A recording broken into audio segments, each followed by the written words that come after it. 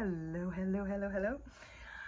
My name is JJ. How are you doing? How are you doing? It has been ages since we've had this chat, hasn't it? I mean, yeah. David, Ubaji for Soup, customer in print. Thank you for my mug. I love it. My coffee break mug. Cheers. Whew. It's been a minute. It's been a long minute, but let's talk really quickly about Founders Day, and you can put the apostrophe wherever you want, between the R and the S or after the S. That's completely your business. I don't care. Okay. I understand the logic behind Founders Day. It's actually pretty solid logic. I love it. Yes, Dr. Kwame Nkrumah is the forerunner. He is the father of independence, but he didn't do it alone. So it's good that, yes, we do have a day where we celebrate the team that worked with him before he broke away from them. So that is the UGCC. Now, the interesting thing about Founders Day and the UGCC was the GTV Breakfast Show had this amazing run-up to the 4th of August, where they went to Salt Pond, they went to like the historical sites where the UGCC met, where they had their meetings, the palm tree that Osaje for Dr. Kwame Nkrumah planted with the late father of Kweku Bakun. History. It was the perfect history and historical background behind Founders Day, which was great. But it also made me think. It made me wonder and ask myself a lot of questions. Question one, how is it that it is not more common knowledge that the UGCC met at Salt Pond? Why is the brand around Salt Pond a fishing village, a simple fishing village? That doesn't make any sense to me. Where historically, the birthplace of Ghana's independence is Salt Pond. Yeah. It's weird. How is this not something we all know? That's number one. Number two, the house that the UGCC used, and this is the UGCC including Dr. Kwame Nkrumah, they used to have their meetings, and they would come and they would meet and they would discuss and how they would plan how they're going to fight against British colonial rule. The actual building that they used to have those meetings in still exists. That structure is erect. You can take a car and go to Salt Pond right now and see the house that old lady gave to the UGCC to house and to have their meetings. That structure is still there. When Dr. Kwame Nkrumah left, he broke away from the UGCC because, they were running on different timelines. The house that he moved to in Salt Pond to work is still there.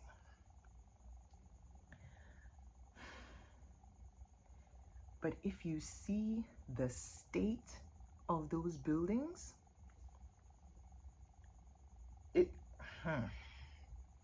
See, I've always known and fully understood that as Ghanaians, we have a problem really valuing our history, but the full import of that statement really sat with me when I realized that the building that the UGCC used to meet and plan how they were going to defeat the British against colonial rule, that building is still there.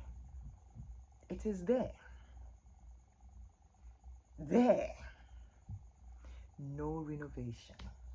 Yes, there are students from Legon and Tech and Cape Coast who pass through, especially those who do history, they pass through there, they go and they see. But this is not something which is only for students. This is something of national importance. This is something that we should all find time. It should not be, oh, we're going to Central Region just to go to Kakum. We're going to Central Region to go and see where the UGCC met to plan the fight against British colonial rule. But that is not the case. That is not what has happened. And you know the saddest thing about this? The part that when I think about it, it breaks me. The Dankwa Institute, earlier today, or rather earlier on Thursday, during the Thursday evening news on GTV, they had this open house seminar, and there were, I don't know, students, people of influence. They had opened their doors to them, explaining to them why the import of Founders Day. And they had it at the Dankwa Institute here in Accra. Your founding house, the structure, the history of that building is still there, but you have left that building and you are doing awareness building of Founders Day in Accra.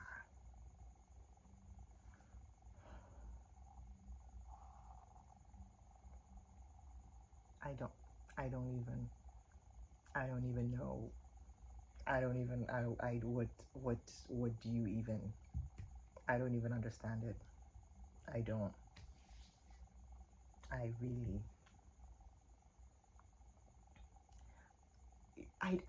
like doing that comparison thing of, oh, you know, in Europe, but it's true. I was fortunate to be an exchange student in Tromsø, Norway for a year. And Tromsø is also very much, it started as a fishing village. And they actually have a museum where they have restored the houses along, you people are not serious. They have restored the houses, the old houses, they've restored those buildings. When you go into the museum, they have the old boats and the fishing hooks and how they used to dress and how they used to churn butter, like just so you can see Tromsø then and Tromsø now. And that is a big town, which is, I don't think it'll be more than 80,000 people now. But even they looked at their humble beginnings and said, we have to preserve this for the future. But here we sit, the first country to attain independence in sub-Saharan Africa. And the birthplace, the actual home where that all started, is sitting there, rotting, because nobody cares enough to renovate it. Because somehow, as Ghanaians, we have managed to pretend that that building is not important enough. It does not take national precedence in any way, shape, or form. When people say Ghana is a country not worth dying for, these are some of the examples.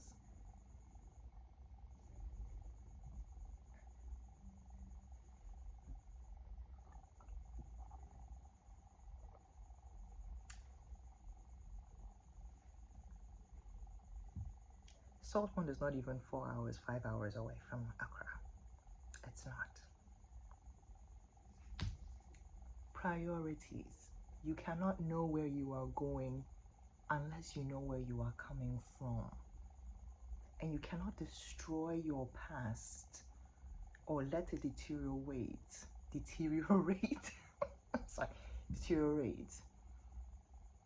for whatever petty reasons you have.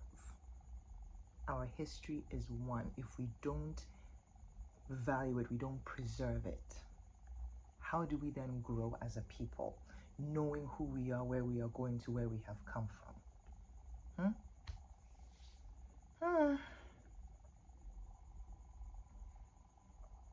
Well, that's today's coffee break.